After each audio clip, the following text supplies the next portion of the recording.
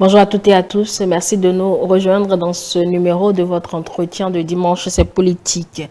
Comme vous le savez, le Bénin vient de franchir une étape importante de son processus démocratique après le double scrutin législatif et communal de janvier 2026. Le verdict des urnes, on le connaît, la mouvance présidentielle portée par l'Union progressiste, le Renouveau et le Bloc républicain détient désormais la totalité des sièges au Parlement et dans nos communes. Si pour certains, ces résultats marquent l'aboutissement heureux des réformes engagées depuis l'avènement de Patrice Talon au pouvoir, pour d'autres, l'absence totale de l'opposition dans les instances de décision et notamment le cas frappant de la FCBE soulève des interrogations sur la vie de notre débat public. Peut-on réellement construire le développement sans voix discordante? Quel sera l'impact de cette 10e législature que certains qualifient déjà de monochrome? Et surtout, mesdames et messieurs, comment le bloc républicain compte-t-il affirmer son leadership au sein de cette majorité absolue? Pour en parler aujourd'hui, nous recevons un membre de ce parti que d'aucuns désignent comme étant gagnant de ces élections, au vu évidemment de la percée de la formation politique. Clotaire Olihide, membre du bloc républicain, membre d'ailleurs du bureau politique de ce parti, élu conseiller communal, expert des questions électorales. Monsieur Olihide, bonjour. Bonjour Madame Toboula et bonjour à tous ceux qui nous suivent en ce moment. Merci d'être avec nous ce dimanche pour l'exercice. C'est moi qui vous remercie pour l'invitation. L'exercice auquel d'ailleurs vous êtes habitué. Plus ou moins, oui. Même si dans ce fauteuil de l'entretien, ça fait un bon moment quand même que vous êtes assis là-dedans.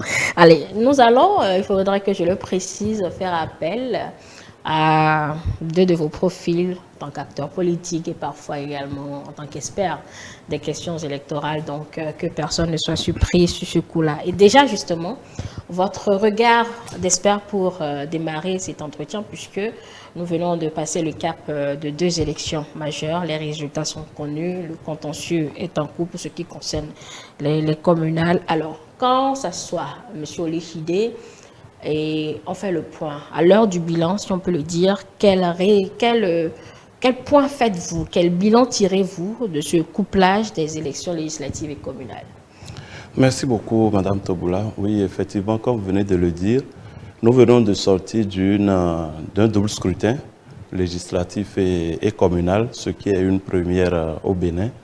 Mais comme tout le monde a pu le constater... Première, certains ne sont pas d'accord. Hein, ah oui parce que l'expérience a été faite déjà. Bon, bref. Première en matière d'élection générale quand même. Non, élection couplée législative communale, c'est la première expérience. C'est vrai qu'il y a eu des élections couplées en 2008, mais là, c'était les communales et les locales.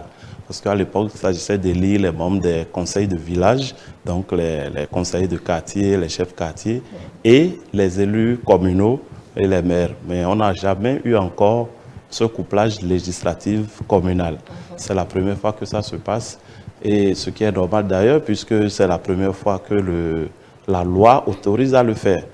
Mais comme tout le monde a pu le constater, ces élections se sont déroulées de façon calme et, je dirais, rassurante. Rassurante parce que la Sénat a montré sa capacité à tenir ce défi qui lui a été posé pour une première fois. Et nous n'avons pas connu de grandes défaillances au niveau organisationnel, au niveau logistique. C'est le premier aspect que je veux évoquer. Et puis, au niveau politique également, je pense que les partis politiques se sont organisés pour mobiliser leurs électeurs qui sont allés aux urnes et qui ont quand même pu, vaille que vaille, se retrouver pour exprimer sereinement leur vote. Alors, si nous avons pu obtenir ce résultat-là, je pense que quelque part, il faut saluer, je le disais tantôt, les réformes qui ont été opérées. Parce que ce qui a souvent fait que nos élections se sont parfois organisées avec plus ou moins d'approximation, c'est justement le manque de temps pour organiser, le peu de temps dont la Sénat disposait pour organiser les élections. Et ce manque de temps est lui-même dû au vote tardif des lois. Puisque la plupart des lois, comme vous le savez, se votaient presque à quelques mois des élections. Et après ça, il fallait faire les tractations pour mettre en place l'organe qui devait gérer ces élections-là. Du coup, au final, on disposait de très peu de temps pour mener toutes les opérations entrant dans le cadre de l'organisation des élections. Mais cette fois-ci, très tôt, nous avons eu, d'abord la Constitution a été amendée et a institué donc les élections couplées, l'année électorale où nous devons organiser donc législatives et communales ensemble. Et puis quelques mois après, nous devons organiser la présidentielle. Et les dates ont été fixées de façon claire, c'est connu. Et ce qui a permis à la Sénat, très tôt également, d'arrêter le calendrier électoral, de fixer les différentes activités, les tâches qui en découlent et de se mettre à l'œuvre. Donc au final, le défi logistique a été relevé, le défi organisationnel a été relevé. Et l'autre point important aussi qu'il faut signaler, c'est désormais justement la liste électorale informatisée qui est tirée de la base de, la base de données du RAVIP. Alors ça c'est extrêmement important parce que cela faisait partie des opérations qui prenaient le plus de temps et qui jouaient fortement sur la fiabilité justement de la crédibilité des élections. Cette fois, nous avons un fichier d'état civil fiable duquel est tirée la liste électorale et toutes les cartes d'électeurs sont également imprimées dans les délais. Donc, l'un dans l'autre, les réformes qui ont été mises en place et qui ont permis d'avoir à temps tous les tests et donc ont permis également à l'organe, la Sénat, de prendre les dispositions à temps. Tout ça a permis d'obtenir ce résultat-là. Alors, donc, on peut se réjouir que progressivement, l'arsenal institutionnel d'organisation des élections au Bénin est en train de se stabiliser, pour ne pas dire est désormais relativement stable, et puis nous ne connaîtrons certainement plus les couacs que nous avions connus par le passé. Nous avons une organisation donc presque clé en main, si on peut vous résumer. Mais quand on vient sur le plan politique, vous avez félicité les acteurs qui ont pu donc mobiliser les électeurs à aller aux urnes. Quand même, nous avons eu 7 millions appelés aux urnes, bon, dû au fait évidemment de l'enregistrement systématique des nouveaux majeurs, mais en matière de suffrage exprimé et tout, nous avons eu un peu plus de 2 millions. Et justement, la question de la participation a subitement refait surface. Vous avez entendu que c'est dans presque tous les départs. Doit-on réellement s'y adapter, M. Olifide, quand le législateur lui-même n'en a pas fait une question majeure, ou serait-ce un appel à ce que le législateur en tienne compte? Bon, vous savez, dans toute élection, la question du taux de participation est quand même un indicateur important parce que cela montre généralement le niveau de compréhension ou d'adhésion des populations aux différentes politiques publiques ou aux différentes lois qui... Un appel à ce que le législateur en tienne compte. Bon, vous savez, dans... L'intérêt ou la portée du fait d'aller voter. Non, ce n'est pas vraiment ça. D'abord, il faut dire que le vote n'est pas obligatoire au Bénin. Et ça, il faut que ça soit clair pour tout le monde. C'est-à-dire que vous n'êtes pas, ce n'est pas parce que vous figurez sur la liste électorale que vous êtes obligé d'aller voter. La liberté de vote est une liberté de voter ou de ne pas voter. Donc, vous pouvez choisir de ne pas voter, première chose. Deuxième chose, vous l'avez dit tout à l'heure dans votre intervention, c'est que la liste électorale, vous y figurez d'office. Ce n'est pas parce que vous souhaitez vous inscrire que vous figurez sur la liste électorale. Or, dans le passé, par le passé, vous allez vous inscrire sur la liste électorale. Depuis quelques temps maintenant, ce n'est plus le cas. C'est que vous figurez d'office sur la liste électorale que vous souhaitiez voter ou pas. Alors, maintenant, nous sommes en train, parce que contrairement à ce que beaucoup de gens disent, pour moi, la réforme n'est pas encore totalement achevée. Donc, nous sommes en train d'expérimenter une réforme du système politique, du système électoral du Bénin et au Bénin. Et tout le monde n'a pas encore forcément perçu les enjeux de cette réforme. Et à partir de ce moment, parmi les potentiels électeurs, il y en a qui, pour des raisons ou d'autres, sont encore réticents ou observateurs. On ne peut pas leur en vouloir, on ne peut pas les forcer. Comme je l'ai dit tantôt, le vote n'est pas obligatoire. Donc, pour des raisons ou d'autres, des électeurs peuvent choisir de ne pas aller voter. Mais cela ne veut pas forcément dire que et les électeurs sont contre ou manifestent une opposition aux réformes. Non, pas du tout. Ce n'est pas vrai. La preuve, ceux qui ont voulu aller voter, ils sont allés et ils se sont exprimés. Et les résultats sont édifiants. Vous voyez clairement que les Béninois qui croient que les choses sont en train d'évoluer positivement et qui veulent que les choses se stabilisent et avancent, ils sont allés exprimer fortement leur vote en faveur justement de la majorité présidentielle. Et il suffit de prendre les chiffres. Vous voyez, plus de 2 millions sont allés voter. Oui. Et c'est vrai, ça fait un taux de 36%, que ce soit pour une élection ou pour l'autre. Mais sur les plus de 2 millions qui sont allés voter, vous voyez que pour les législatives, vous voyez 41% pour l'UPR, vous voyez 36% pour le Bloc républicain. Quand vous mettez les deux, vous êtes à plus de 77% des suffrages qui sont exprimés pour la majorité présidentielle, avec 60 députés obtenus par l'UPR et 49 pour le BR. Quand vous prenez les communales, c'est à peu près le même taux de participation et vous avez environ 48% en faveur de l'UPR et environ 44% en faveur du BR. Donc vous vous retrouvez autour de plus de 93% de suffrages qui sont exprimés en faveur de la majorité, avec 963 élus pour l'un et 852 pour l'autre, si ma mémoire est bonne. Alors quand vous prenez ces chiffres-là, vous vous rendez compte que clairement, en tout cas la majorité écrasante de ceux qui sont sortis pour voter ont exprimé leur volonté de voir la dynamique entamée depuis 2016 se poursuivre et s'approfondir.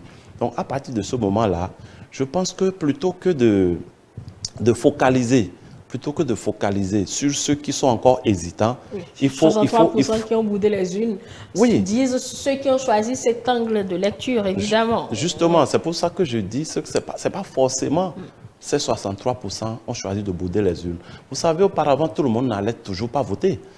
Tout le monde n'a jamais eu un taux de participation aussi écrasant depuis quelques années surtout, où pour différentes raisons, les citoyens ne sont plus forcément en accord avec les acteurs politiques. Ce n'est pas seulement à cause des réformes, non. Il y en a qui se disent que les acteurs politiques sont corrompus. Je dis n'importe quoi, mais je sais qu'il y a des électeurs qui sont dans cette logique-là. Il y en a qui se disent, bon, tout est déjà joué d'avance, pourquoi aller perdre mon temps? Il y en a qui estiment que les acteurs qui sont en place ont déjà fait leur preuve et qu'il faut que ça soit renouvelé. Et donc, s'ils n'ont pas les nouvelles telles qu'ils souhaitent, ils préfèrent. Donc, pour plusieurs raisons. Donc, d'où la question. Si le sujet fait débat, est-ce alors un appel aux législateurs de faire quelque chose? Ce n'est pas forcément le législateur. Est-ce que vous pensez que ce sera utile qu'on en fasse une obligation désormais? Pour moi, ce n'est pas de ça qu'il s'agit. Parce que pour moi, ce n'est pas aux acteurs, aux législateurs de mener des actions, mais c'est plutôt aux acteurs politiques dans leur ensemble. Parce qu'en vérité, le taux de participation n'incombe pas qu'aux législateurs. Et ça n'incombe pas qu'à la mouvance. C'est tous les acteurs politiques, tous bords confondus. N'oubliez pas que pour ces élections, tout au moins, il n'y a pas eu d'appel au boycott. Aucun parti n'a appelé au boycott des élections. S'il y avait eu un appel au boycott, on pourrait lire le taux d'abstention là sous l'angle d'une réponse à l'appel au boycott. Non, il n'y a pas eu d'appel au boycott. Au contraire, tous les partis qui le souhaitent et qui remplissent les conditions ont été retenus pour compétir. Et donc, à partir de ce moment-là, il leur revient à tous, mouvance comme opposition, de travailler à mobiliser les électeurs pour aller aux urnes. Donc, la question n'est pas à voir sous l'angle du rejet ou du boycott, mais plutôt sous l'angle d'un travail approfondi au sein de la classe politique, donc au sein des acteurs politiques, tous bords confondus. Et pour moi, après cette expérience qui vient de s'achever, je pense qu'il va falloir, parce que je disais tout tantôt que la réforme n'est pas encore totalement achevée, nous sommes dans une phase de transition de mon point de vue, et donc il s'agit donc que tout le monde travaille à ce que les prochaines échéances électorales drainent plus de citoyens vers les urnes. Et ça, ce travail-là incombe à tous les acteurs politiques, que ce soit ceux actuels ou ceux qui vont aussi émerger dans les prochaines années. Parce que forcément, Il y aura de nouveaux acteurs qui vont émerger puisque nous sommes en fin de régime. Justement, et vous allez mettre maintenant votre manteau d'acteur politique, Monsieur Lékhouidé. Vous disiez tout à l'heure au vu des résultats, ce qui est factuel, eh bien, c'est un plébiscite pour la majorité présidentielle. Donc, justement, à l'issue de ces scrutins, les partis de la mouvance ont été les seuls à atteindre les 2 seuils d'éligibilité selon le cas de l'élection. Même la FCBE, qui, pour certains, a servi plus ou moins de caution de légitimation des élections pendant surtout les moments peut-être de tension, n'a aujourd'hui aucun élu et sa réponse n'a pas tardé. Une colère légitime, selon vous Non, moi je ne vois pas de colère dans cette réaction. Je trouve C'est que... un sévère réquisitoire, ce communiqué, contre la réforme. Non, non, vous voyez, la FCBE, tout comme les démocrates, je l'ai dit tantôt, ont été en compétition. Oui. Aucun des partis de l'opposition n'a été interdit de compétition. Mais en vérité, ce n'est pas parce que vous êtes compétiteur à une élection que vous devez forcément avoir des élus. L'élection, c'est des règles. L'élection, c'est des, comment je vais dire, c'est des modalités pour la répartition des sièges. Si vous arrivez à remplir les conditions, si vous arrivez à obtenir le nombre de voix qu'il faut, si vous arrivez à obtenir les différents filtres, c'est que vous aurez forcément des élus. Mais si vous n'y arrivez pas, on ne va pas vous faire des cadeaux. En fait,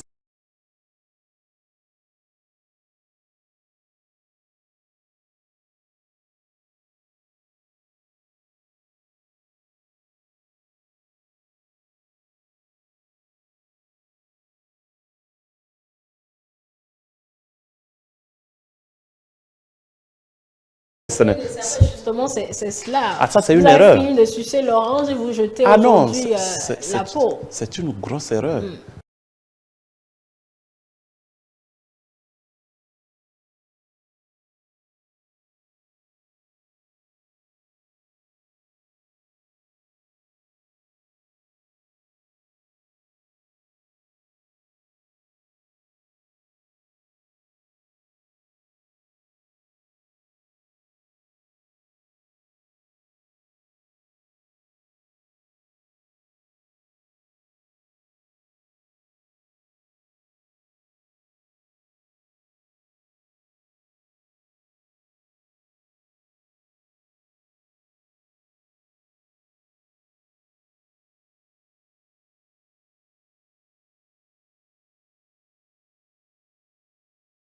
Mais quand vous lisez au-delà même des mots dans ce communiqué de la FCBE, si ce parti aujourd'hui en arrive à dire que les réformes, je les cite presque, hein, n'ont profité qu'à votre camp, qu'elles sont porteuses de division et d'exclusion, empreintes de déchéance morale, en ce sens que les règles ne sont plus respectées. On parle de bourrage d'une, d'achat de conscience, tripatouillage, etc. Ce sont les mêmes rengaines que l'opposition, en tout cas qu'on a très vite tassé de radical. Si eux en arrivent à dire cela aujourd'hui, est-ce à dire que votre allié favori d'antan met à nu le jeu? Je vous mets au défi. Je vous mets au défi. Et vous n'êtes, quand je dis vous, je ne parle pas forcément de vous, Madame Kaboula. Oui. Je vous mets au défi de me trouver une seule élection où des acteurs n'ont pas trouvé qu'il y a eu fraude, qu'il y a eu bourrage d'une, qu'il y a eu tripatouillage. C'est inhérent à toute élection. Qui dit élection dit fraude potentielle. La preuve, aujourd'hui, même les partis de la majorité qui ont enlevé des sièges, que ce soit l'UPR ou l'UBR, vous savez qu'il y a des contentions en cours. Bien sûr.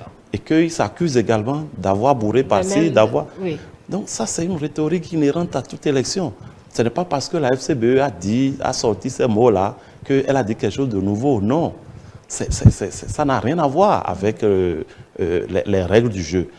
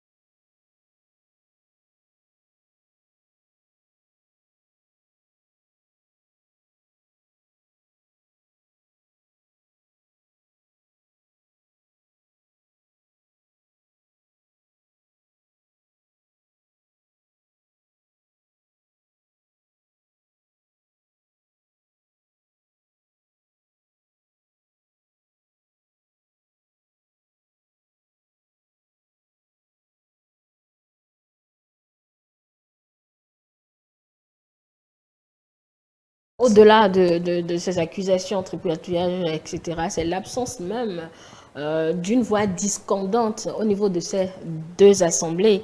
Et à la fin, le parti dénoncera que le système est devenu un peu trop à la faveur d'un seul camp. Est-ce qu'il n'est pas effectivement un peu trop sélectif aujourd'hui, monsieur Oliride? J'ai coutume de dire que un système politique ou bien un mode de scrutin qui est mis en place vise un objectif.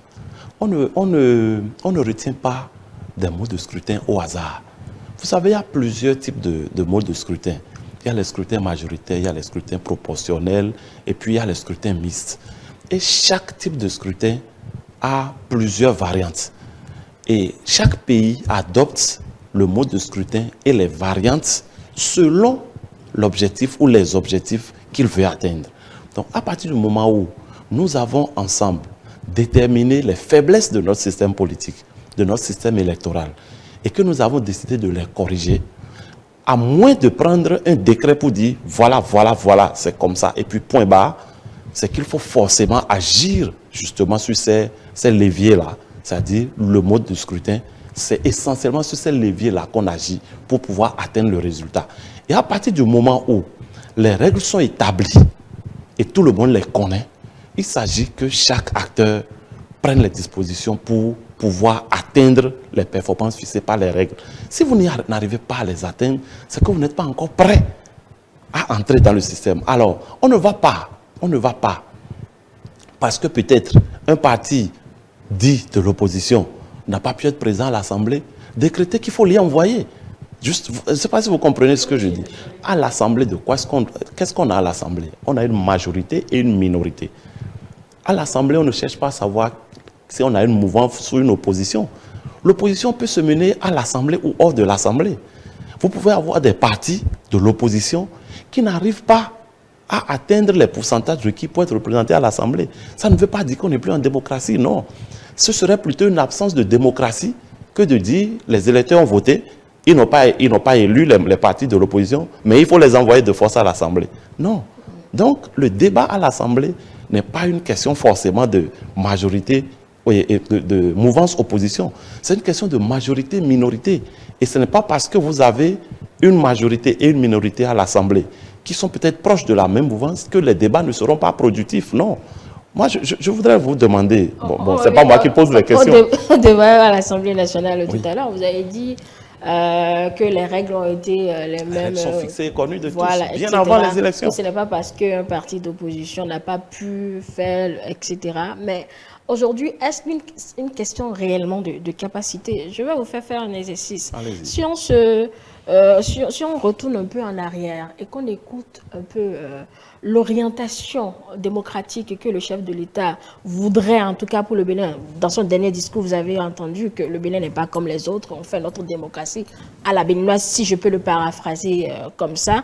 Quand on l'écoute en réalité et qu'on voit ce à quoi on met ensemble les résultats, c'est comme si, voilà, dans la démocratie, on veut plus dans du développement que dans de la chamaille. On a même fait une trêve. La question en réalité, aujourd'hui, démocratie et puis développement sont-ils des concepts antinomiques sous le régime que vous soutenez, M. Olivier? Vous savez, le débat démocratie-développement, c'est un débat récurrent.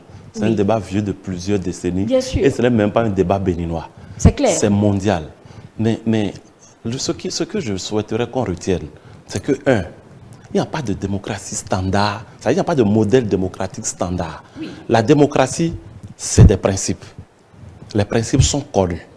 Alors, à partir du moment où les principes sont connus, se basant sur ces principes-là, c'est ce que je disais tantôt, chaque pays se détermine ses objectifs. Le modèle démocratique français n'est pas forcément applicable en l'État au Bénin. Et c'est justement de ça qu'il s'agit. En vérité, est-ce que vous pensez que la démocratie telle qu'elle se pratique aujourd'hui en France ou au Bénin ou aux États-Unis peut prospérer au Bénin? Pas du tout. Pas du tout, pour une raison toute simple. Nous n'avons pas le même niveau de développement. Nous n'avons pas le même niveau de développement. Et à partir de ce moment-là, il s'agit que le Bénin trouve le modèle qui est le plus adapté à ces réalités sans tordre le cou aux règles connues aux principes connus de la démocratie. Déjà avec cette vision énoncée par le chef. C'était l'exercice que je voulais vous faire. Oui. Déjà avec cette vision énoncée par le chef de l'élection, le chef de l'État, pardon, est-ce que c'était encore réellement une question de compétition? C'était une question d'orientation. Est-ce que c'était pas plus une question d'orientation? Oui, supposons déjà donnée. Donc qu'un parti n'arrive pas. Est-ce que c'est une histoire de conquête en réalité? En fait, c'est ça, c'était ça le nœud de la question, monsieur oui, Madame Olivide. Toula, le truc c'est quoi? C'est pas parce que quelqu'un a donné une orientation que cela veut dire que tout le monde n'est pas en mesure de se retrouver dans cette orientation-là. L'orientation est simple, elle est claire. Et je suis d'accord avec vous lorsque vous le dites, le chef de l'État l'a dit. Aujourd'hui, de quoi avons-nous besoin au Bénin? Nous avons besoin d'aller au développement. Quels sont les outils démocratiques les plus pertinents pour nous permettre d'aller au développement? C'est ça qu'il faut retenir. Je vous dis, en 2016, je vous ramène un peu en arrière, à la veille des élections de 2016, j'ai la chance que j'étais déjà acteur politique d'un certain niveau dans ce pays. Et je peux vous dire que tous les acteurs politiques, tous bords confondus, étaient d'accord pour reconnaître que notre système politique était défaillant. Oui, c'est un vieux débat. Bien, mais à partir du moment où vous avez posé le diagnostic, où l'ancien président Boni Yaya a parlé de démocratie Nescafé, oui. Hein, à partir du moment où vous avez posé, et il a été plus loin, chargé d'anarchie et de désordre. Ce n'est pas moi qui l'ai dit, hein, je cite un chef d'État que vous connaissez, et qui est le président du principal parti d'opposition. Alors, quand vous avez posé le diagnostic, qu'est-ce qu'on fait? On trouve les mécanismes, on trouve les leviers pour évacuer justement l'anarchie et le désordre pour pouvoir aller vers le développement. Alors, si, par le passé, les acteurs n'ont pas eu le courage de couper ou de taper là où il faut, de prendre les décisions majeures, quoique impopulaires, qu'il faut pour permettre justement d'aller vers ce développement-là, et que le chef de l'État actuel, le président Patrice Talon, a tracé l'orientation. Mais est-ce qu'on peut lui en vouloir pour ça? Alors, à partir du moment où il a tracé l'orientation, qu'est-ce qu'il reste à faire? Il faut déterminer le mécanisme. Et lorsqu'on détermine les mécanismes, on pourrait lui en vouloir si en déterminant les mécanismes, il les avait déterminés juste pour son camp. Mais ça a été ouvert à tout le monde, je vous rappelle. Oui, ouvert. Je vous rappelle. Mais dans quelle proportion vous dira-t-on? Bon, c'est un vieux débat également, monsieur Olivier. Il n'y a pas une question de proportion.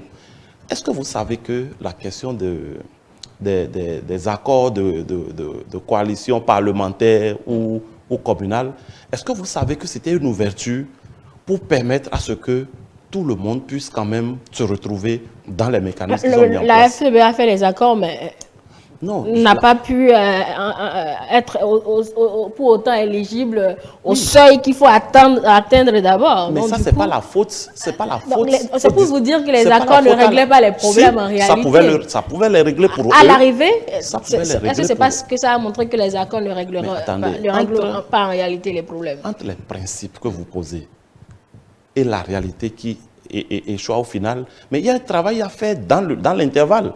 Vous n'allez pas dire parce qu'on a posé les principes, on va se croiser les bras et puis au final, on va nous faire des cadeaux. Ce n'est pas de ça qu'il s'agit. Quand vous avez fini de poser les principes et qui sont valables pour tout le monde, il s'agit maintenant que tout le monde travaille à atteindre l'objectif. Mais si vous n'arrivez pas à atteindre, il ne faut pas vous en prendre aux principes parce que dans l'intervalle, il y a un travail à faire. Et je dis, même nos amis des démocrates, ils auraient pu, pourquoi pas, faire des accords de gouvernance avec d'autres partis, que ce soit de la mouvance ou de l'opposition comme FCBE. Et ça pouvait changer la physionomie des choses.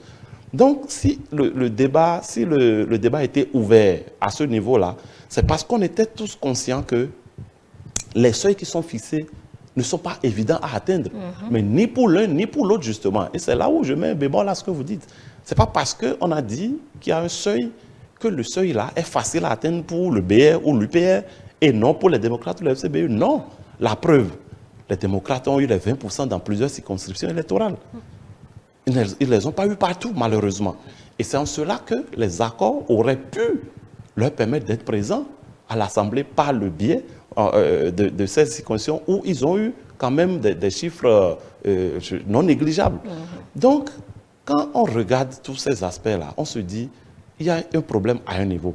Mais le problème ne se situe pas au niveau des règles.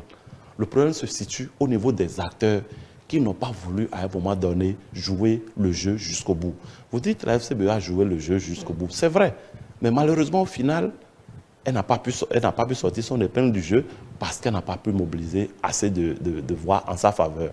Mais les démocrates qui ont mobilisé assez de voix en leur faveur n'ont pas joué le jeu et ça les a rattrapés. Ça veut dire quoi? Ça veut dire que c'est les acteurs qui sont en cause. Ce n'est pas le système, ce n'est pas les réformes qui sont en cause. C'est les acteurs.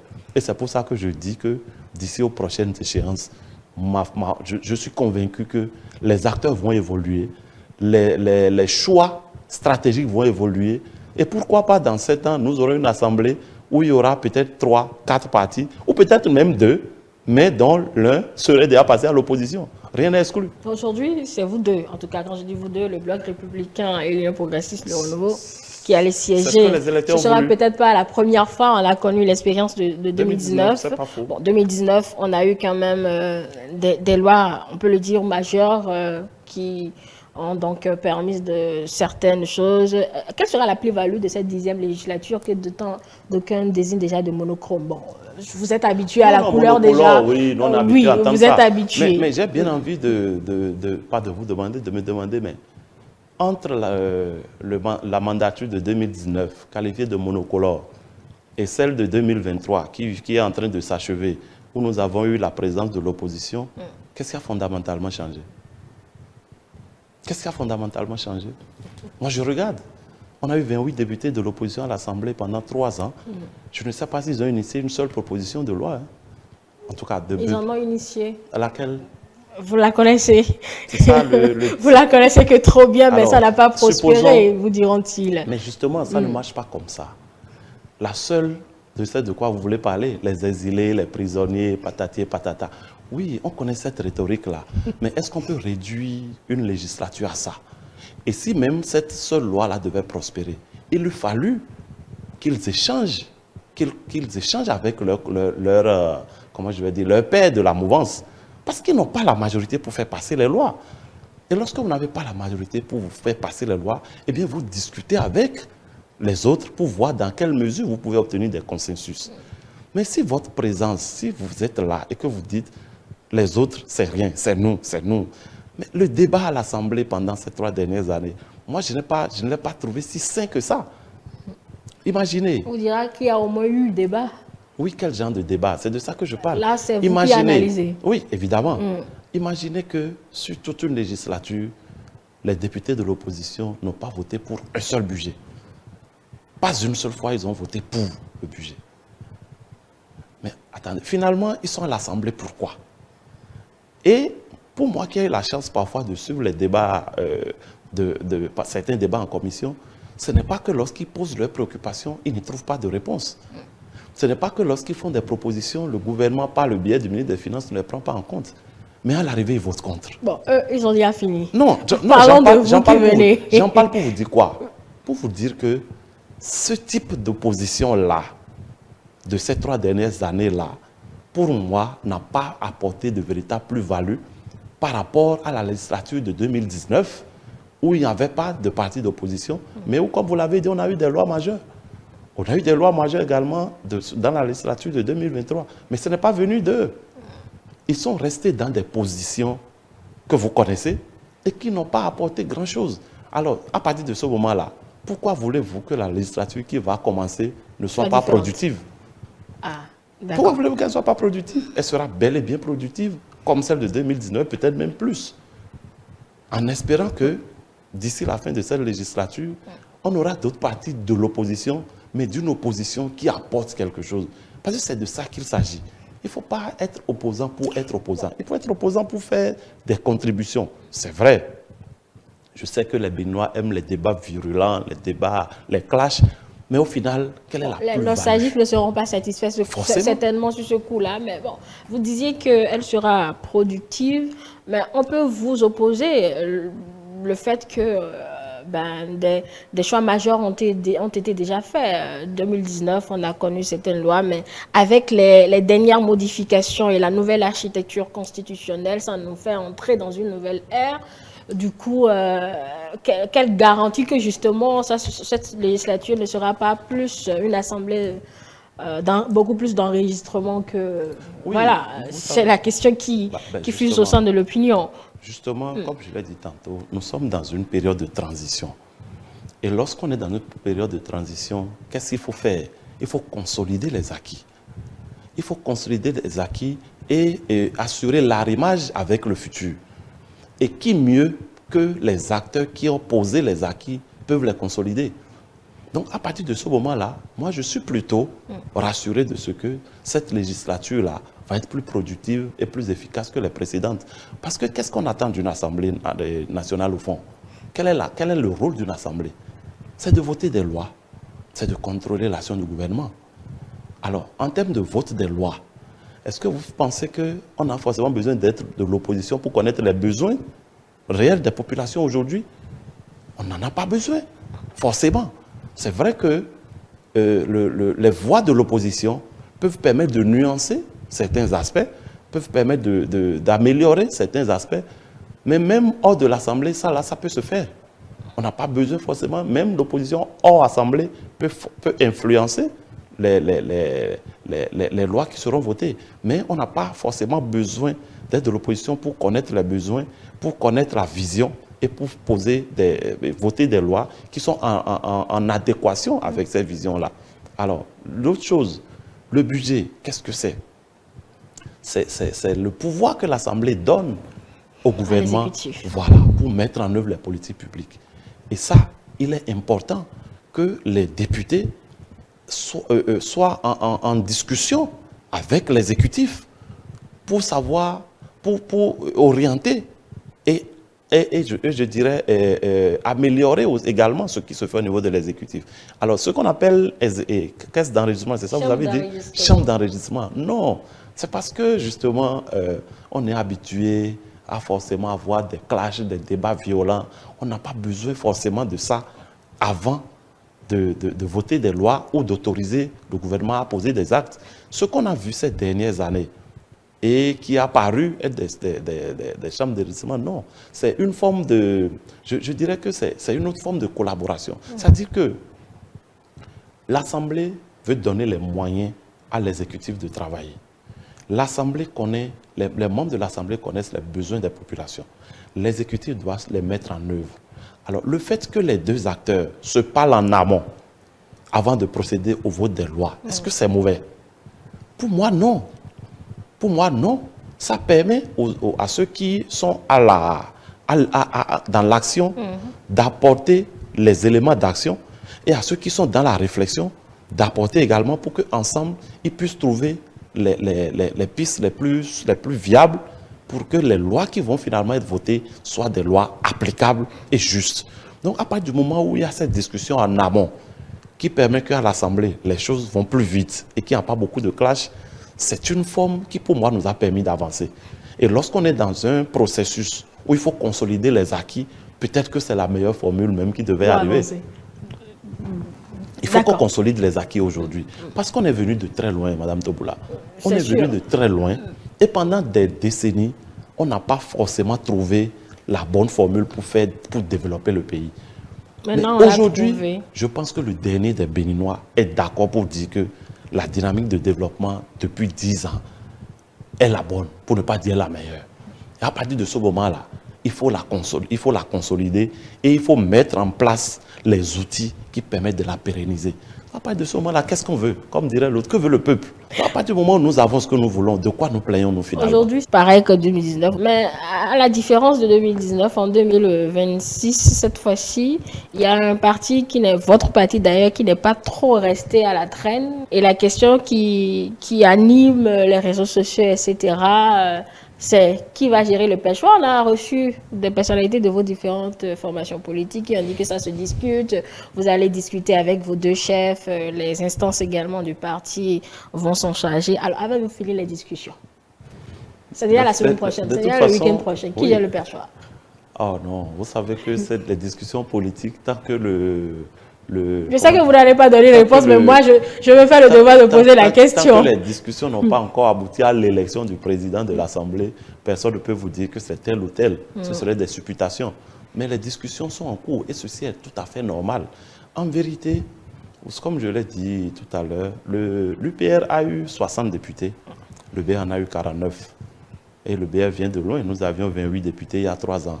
Nous sommes passés à 49. Justement. Et ça, franchement, vous comprenez que vous ne boudons pas notre plaisir. Nous avons fait un véritable bond en avant. Et justement, à partir de ce moment-là, et vu qu'il y a un accord entre les deux parties, il n'est pas impossible que dans les échanges, le Péchois échoue au BR.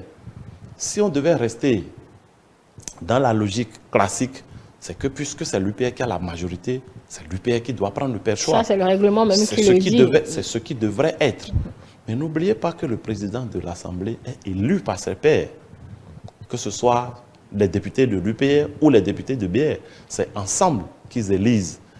Et si les tractations entre les deux parties aboutissent à ce que ce soit un député de l'UPR qui prenne le Péchois, eh bien, il en sera ainsi. Si c'est plutôt un du BR qui est retenu, il en sera ainsi.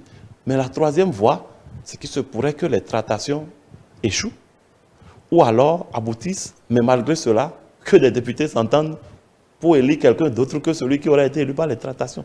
Les débats sont ouverts. Autre que les deux chefs de parti, c'est cela? Mais ne réduisez pas forcément les partis à leurs chefs. On reste dans le strict connu en réalité. C'est pour ça que donc, vous élargissez. C'est pour ça que je vous dis qu'on est dans un champ politique. C'est vrai, il y a des règles. C'est vrai, il y a des accords. Mais vous pensez qu'en politique, les accords sont toujours respectés?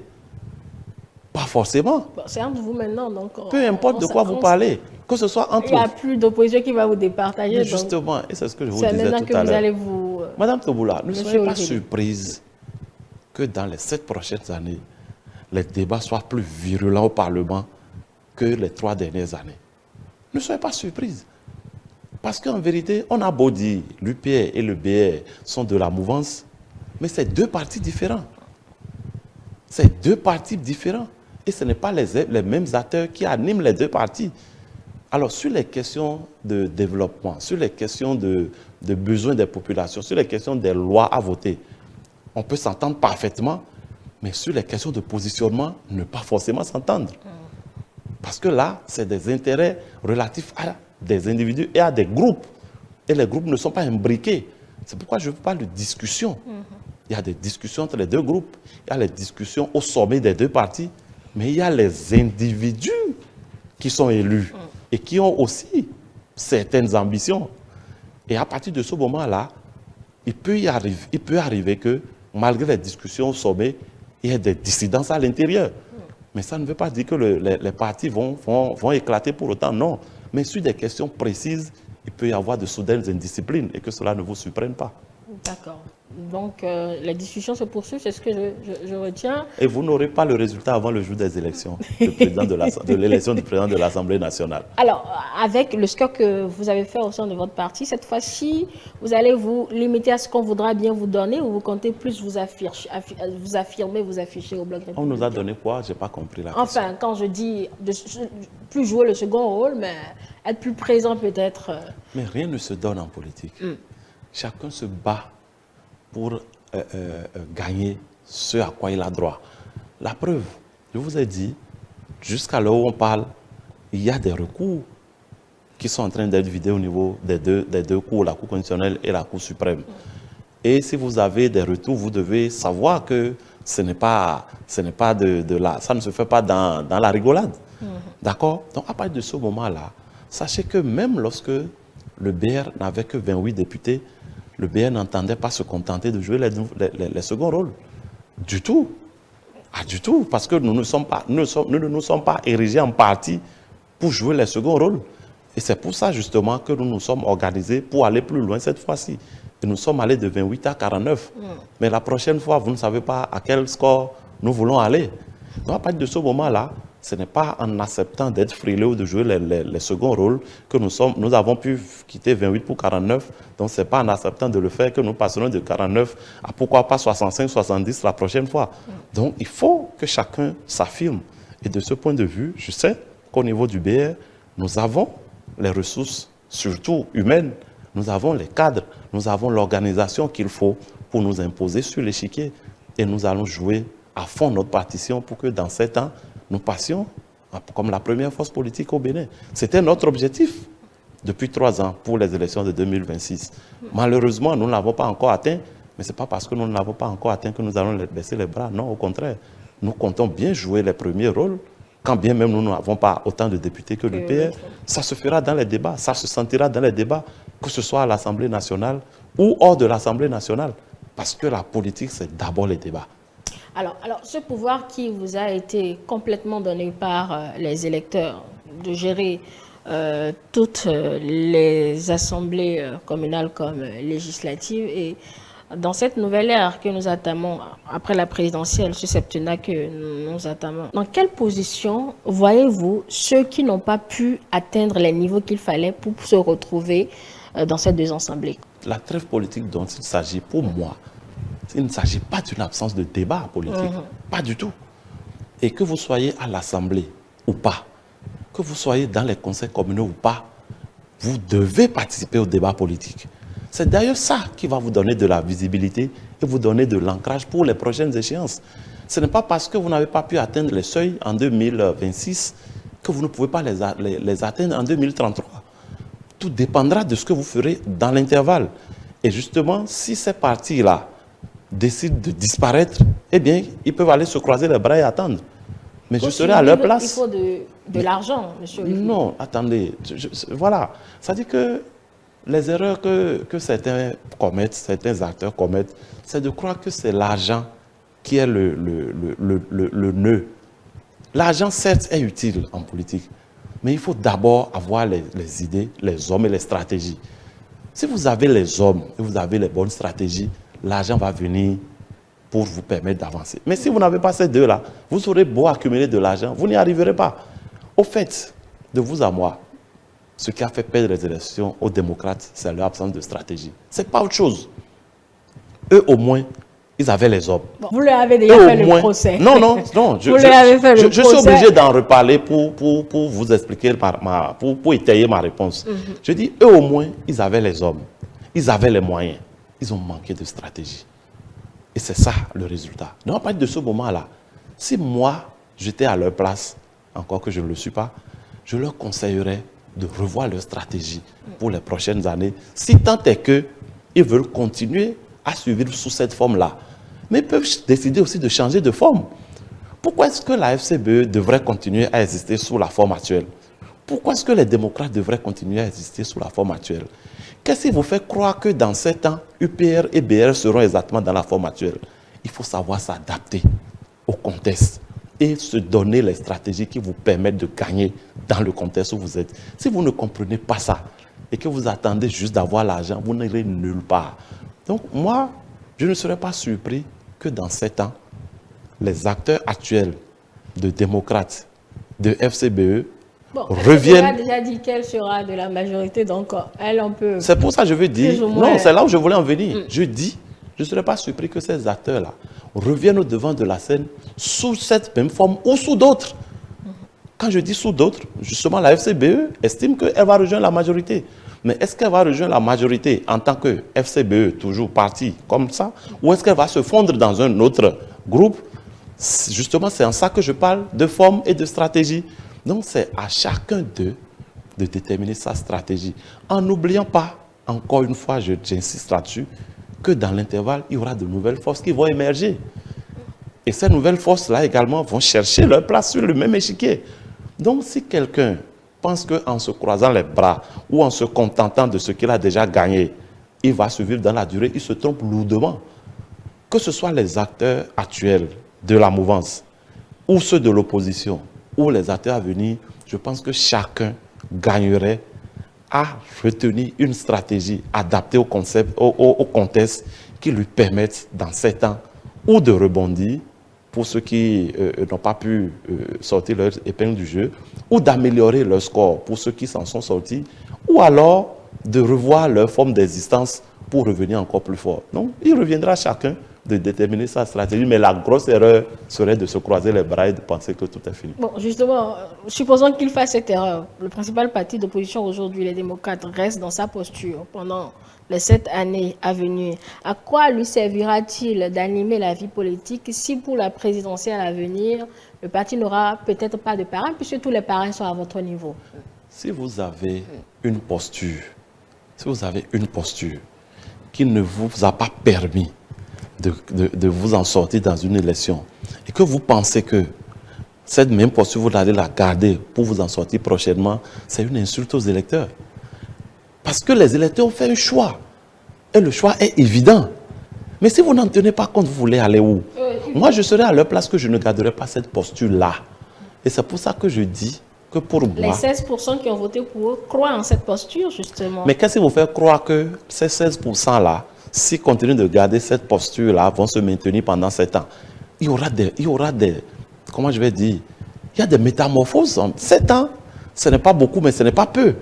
Et dans l'intervalle, beaucoup de choses peuvent se passer. Donc, le message que les électeurs ont envoyé aujourd'hui, il faut absolument que chaque parti en tienne compte. Et quand je dis chaque parti, je parle également des partis de l'opposition comme les démocrates. Je parle de FCBE. Chacun d'eux doit pouvoir lire le message qui est envoyé par les électeurs et essayer de se réadapter, de réadapter ses stratégies. Alors, je dis, aujourd'hui, démocrates, s'ils veulent survivre, pour moi, ils n'ont pas intérêt à continuer de rester dans cette posture-là. Et que ce soit le BR ou l'UPR, est-ce que vous savez si, dans 7 ans, l'un de ces partis-là peut devenir opposant? Vous n'en savez rien. La politique est dynamique par nature. Vous n'en savez rien. Alors, si les démocrates pensent qu'ils ont le monopole de l'opposition et qu'ils gardent leur posture, et qu'un autre parti se met aussi dans la danse de l'opposition avec une autre posture qui attire le plus d'électeurs, mais les démocrates vont mourir de leur belle mort. Quel intérêt pour l'un des deux partis aujourd'hui, je parle de la majorité d'aujourd'hui, d'aller dans l'opposition? Vous s'opposez à quoi? Mais qu'en savez-vous justement? D'autant plus que la rhétorique, c'est que la dynamique puisse continuer, que nous avons entamé le développement. Donc, ce bout d'analyse reste quelque peu discutable. Les démocrates s'opposaient à quoi? Ils s'opposaient à un individu. L'individu est en train de partir. Puisqu'on est en fin de... on est en fin de régime. Les débats au Parlement peuvent évoluer. Les positions au Parlement peuvent évoluer. Et ça peut avoir un impact. En fait, je suis dans des suppositions. Je n'affirme rien du tout. Et donc, je dis, à partir de ce moment, même les partis de l'opposition devraient tenir compte de cette dynamique-là et de ces différentes évolutions qu'il peut y avoir. Et vous dites, quel intérêt ils ont s'ils n'auront pas de parrain dans 7 ans? Mais la FCBE était de l'opposition, elle n'a pas eu de parrain? Elle a eu des parrains pour aller à la présidentielle ou pas? Oui, elle a signé des accords. Alors, pour en avoir. Qu'est-ce qui empêchait les démocrates de signer des accords? Ils avaient leur position. Voilà. Et c'est pour ça que je dis que leur position peut évoluer. Leur posture peut évoluer. C'est à eux d'analyser. Moi, je ne vais pas faire le job à leur place. Mais s'ils ne font pas évoluer leur posture et que dans 7 ans, ils se retrouvent avec le même résultat, qu'ils ne s'en plaignent pas. Donc, ça peut leur marcher. Cette posture-là peut leur marcher dans 7 ans. Comme ça pourrait ne pas marcher. C'est à eux de voir. Mais je dis, ce n'est pas parce qu'ils n'ont pas de députés à l'Assemblée ou qu'ils n'auront pas de maire dans les conseils communaux qui ne pourront pas avoir de parrain dans 7 ans. Et que répondez-vous à ceux-là qui estiment qu'avec ce résultat, les jeux sont faits pour la présidentielle, qui a même plus d'enjeu en réalité? Pour les communales, vous avez engrangé plus de 90%, législatives plus de 80%. Bon, est-ce qu'il y a réellement enjeu, M. Olihide? Les élections se suivent et ne se ressemblent pas. Oui, on le dit très vite. Quand vous dites législative, vous dites communale, ce n'est pas du tout la même chose que la présidentielle. Évidemment, pour nous, il ne s'agit pas de perdre la présidentielle, il n'en est même pas question. Mais cela ne veut pas dire que c'est gagné d'avance. Pas plus tard que la semaine dernière, moi j'étais dans une séance avec des amis de la mouvance et on parlait de la présidentielle. Et bon, ceux qui disaient non, c'est déjà gagné, j'ai dit mais détrompez-vous. Détrompez-vous. Qu'est-ce qui va? Quel sera ce grain de sable qui viendra encore mélanger les ne sous-estimez pas les électeurs béninois. Hein. Attendez, souvenez-vous, ou bien mettez-vous dans la tête que, en tout cas, pendant les premières décennies de la démocratie, depuis 1990, les Béninois ont rarement voté pour un président. Les Béninois ont rarement voté pour un président. ils ont généralement voté contre un président. Je ne sais pas si vous comprenez ce que je dis. Je vous suis. C'est rare que les Béninois votent pour un candidat qui a un programme et tout. Non. Ils votent généralement contre quelqu'un qui ne leur a pas plu ou qui ne leur plaît pas. Et du coup, pour marquer celui-là, un vote pour l'autre. Vous pensez que le Béninois a déjà complètement changé? Donc, tout peut arriver. La preuve aussi, nous avons eu quel taux de participation? 36%, n'est-ce pas? Nous avons eu 36% à ces élections couplées. Quand vous enlevez 36 de 100, il y a une bonne marge qui est là et qui est composée peut-être d'indécis, peut-être de fâchés, peut-être de gens qui ne comprennent pas encore le système et qui peuvent, pourquoi pas, si rien n'est fait, se lever pour la présidentielle et disent bon, écoutez, nous on veut réagir, on veut voter contre le régime. Si ça arrivait, vous pensez que ça ne peut pas inverser la tendance? Évidemment, ce n'est pas notre souhait, nous travaillons à ce que notre candidat soit élu. Mais je conseille à tous mes amis de la mouvance de ne pas dormir sur les lauriers et de continuer à travailler pour ne pas décevoir le peuple. Parce qu'en 2 mois, beaucoup de choses peuvent arriver. Et nous ne permettrons pas que ça arrive. Ça, je peux vous rassurer. Mais à la fin, Monsieur Olifide, à la fin de tout ceci, on a très vite oublié une question qui a quand même animé le débat durant cette décennie, la question des exilés, etc. Est-ce qu'on l'a enterré finalement avec l'opposition qui ne se retrouve plus représentée aujourd'hui? Vous savez ma position sur cette question d'exilés ou de prisonniers politiques que l'opposition a toujours agité. Pour moi, on n'a pas besoin de faire tout ce foin-là avant de discuter de ces questions-là. Oui. Pourquoi? Parce que moi, personnellement, je ne sais pas s'il y a vraiment des prisonniers politiques. Je ne sais pas s'il y a vraiment des exilés politiques. Si vous avez eu à gérer le pays à un moment ou à un autre, et qu'on vous interpelle pour répondre de vos actes, et que vous partez à l'extérieur, ça fait de vous d'office un exilé. Donc, la question est relative. Non, les concepts, vous ne vous entendrez jamais là-dessus. Justement, à partir du moment où vous ne vous entendez pas. Vous n'allez pas vous entendre là-dessus. Et donc, Madame Tobola, à partir du moment où vous ne vous entendez pas sur les concepts, il y a des canaux plus appropriés pour discuter de ces choses-là. Mais si vous et moi, nous ne nous entendons pas. Les porteurs de cette affaire ne sont plus représentatifs aujourd'hui, si on peut le dire. En tout cas, dans les lieux où on prend les décisions, ils ne sont plus du tout représentatifs. Donc, la question, c'est est-ce qu'on a enterré cette affaire comme on a fini avec le fait que cette opposition ne soit plus là? Est-ce que votre candidat n'aura pas besoin de ces personnalités? D'autant plus que lui, il vient pour un nouveau mandat et il aura besoin, comme on le dit vulgairement, de tous les fils et filles du Bénin pour développer le pays, etc. C'était au fait le nœud de la question, M. Olifide. Est-ce qu'on a enterré cette affaire? Ça suppose que cette affaire a existé pour tout le monde. Et je vous dis que ce n'est pas le cas. À partir du moment où ce n'est pas le cas, vous faites, c'est-à-dire que nous sommes 2 parties. Et une partie considère que c'est une préoccupation importante pour elle. L'autre partie ne voit pas les choses sous le même angle. Qu'est-ce qu'il faut faire? Il faut en discuter. Mais si la partie considère que c'est une préoccupation majeure, l'agite comme un chiffon rouge, au point où à cause de ça, elle se braque contre l'autre partie, mais vous ne pouvez pas vous en sortir. Pour moi, la question des personnes dont il est question, peu importe comment on les appelle, cette question-là peut être débattue dans d'autres cadres plus informels. Parmi ceux dont on parle là, vous savez qu'il y a des gens qui sont déjà rentrés, non? N'est-ce pas? Est-ce qu'il a fallu une loi à l'Assemblée avant cela? Donc ce n'est pas forcément à l'Assemblée que ça se joue, ça. Ça peut se jouer hors de l'Assemblée. Et je dis, nos acteurs politiques, s'ils veulent régler ce genre de problèmes, savent quel canot il faut utiliser. Ils savent que ces canaux-là existent. Si les députés de l'opposition de ces 3 dernières années l'ont agité à l'Assemblée un peu partout, c'était pour atteindre un objectif. Et l'objectif-là n'est pas forcément lié aux autres, mais à eux-mêmes. Donc, dire aujourd'hui que comme ils ne sont plus à l'Assemblée, c'est enterré, ce n'est pas enterré, pour moi, le débat ne se pose pas en ces termes-là. Le débat se pose en termes de que les acteurs ramènent la balle à terre, qu'il y ait des canaux de discussion entre les différents acteurs et que sur des questions précises, qu'il y ait des consensus qui se dégagent. Si cela se fait, les formes ensuite pour valider, ça va se trouver aisément. Yeah. Nous sommes en train de finir, Monsieur Olifide, sur les questions politiques, avant de revenir sur un élément pour conclure ces échanges. Deux scrutins, nous avons essayé de faire le bilan logistique, nous avons essayé d'analyser les forces en présence, etc. À l'arrivée... Pour moi, la réforme est en marche.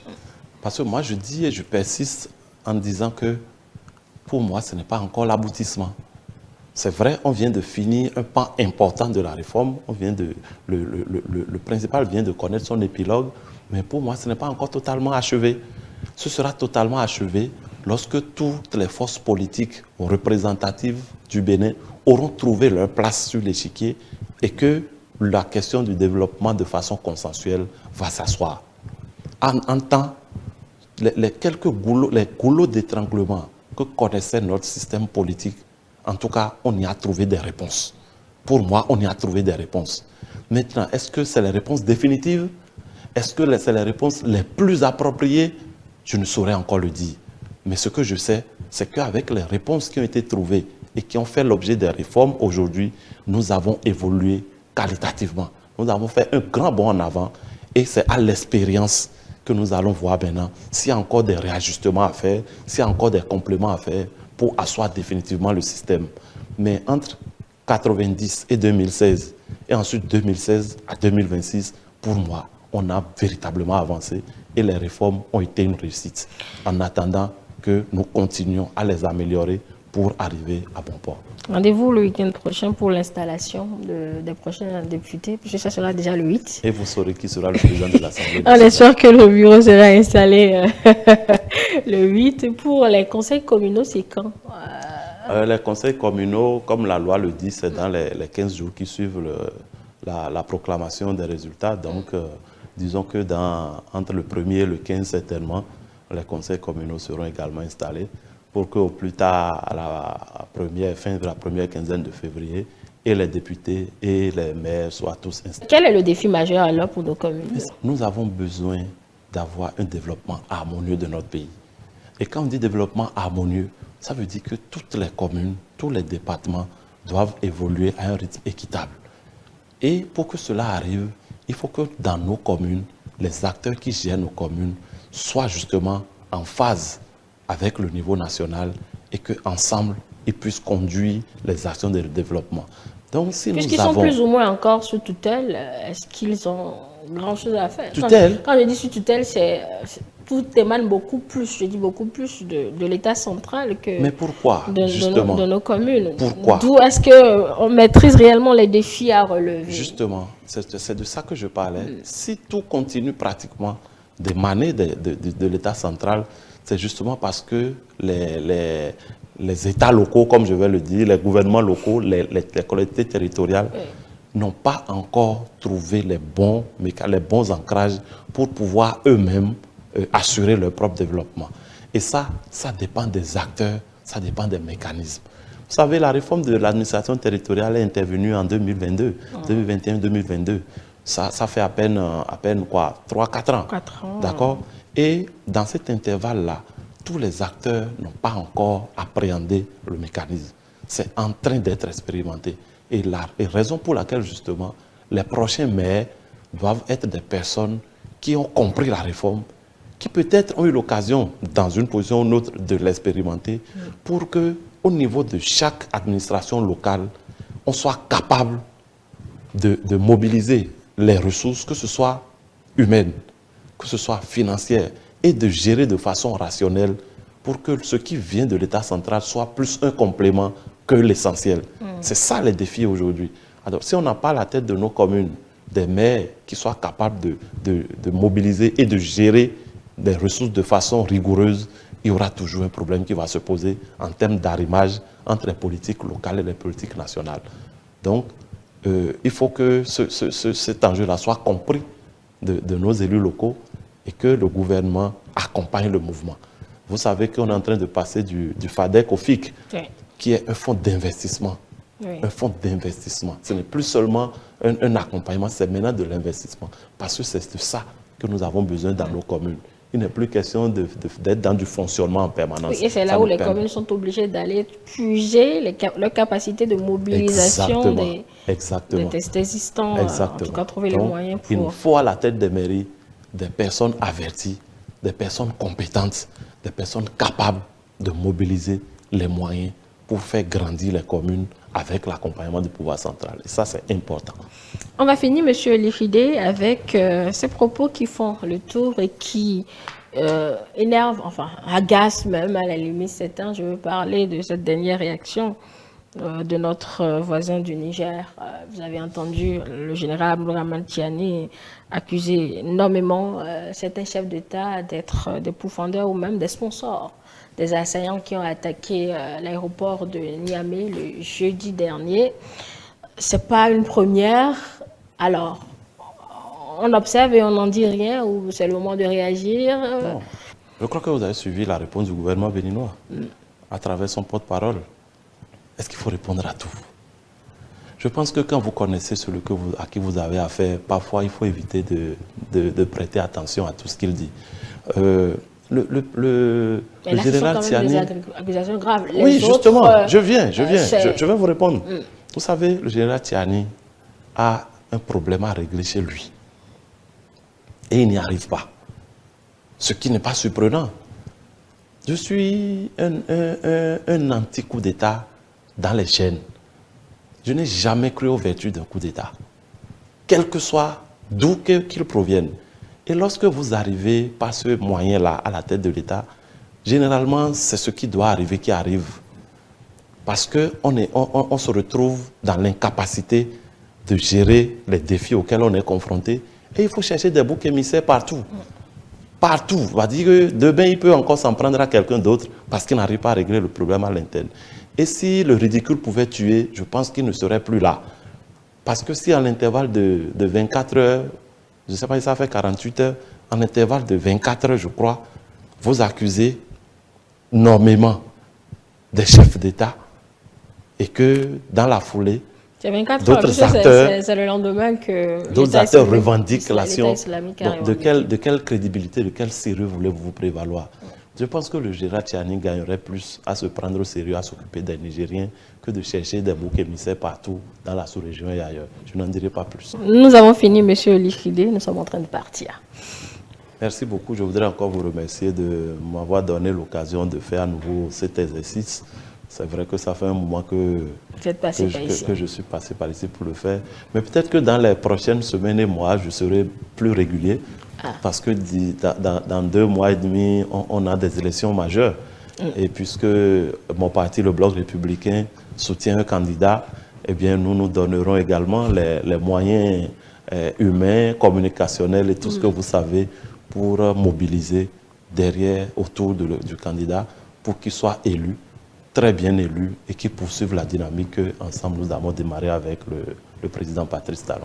Merci Clotaire Olifide, expert électoral et membre du bureau politique du parti Bloc républicain avec vous. Nous avons essayé de faire le bilan de ce double scrutin qui a eu lieu le 11 janvier 2026. Les résultats sont connus pour ces 2 élections. Le Parlement sera installé dimanche prochain, le 8 février 2026.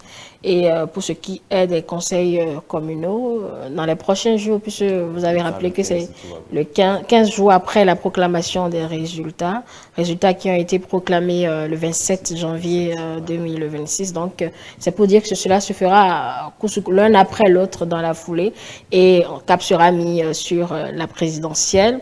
Pour vous, ce double scrutin marque l'aboutissement des réformes qui doivent se poursuivre puisque ce n'est pas encore la fin de la mise en œuvre de ces réformes et que ceux qui n'ont pas pu bien atteindre les niveaux pour siéger puissent travailler, revoir leur stratégie de part et d'autre afin de continuer à animer la vie politique puisque 2033 est assez long. Et beaucoup de choses peuvent intervenir. Mesdames et messieurs, c'est tout pour cet entretien que nous vous remercions d'avoir suivi. Nous vous rappelons que toutes nos productions de cette journée restent disponibles sur notre plateforme numérique, notre chaîne YouTube Télé Bénin, sur notre application télé que vous pouvez télécharger. Merci Monsieur Olifide, rentrez bien. Merci de nous avoir suivis, mesdames et messieurs. Le programme se poursuit.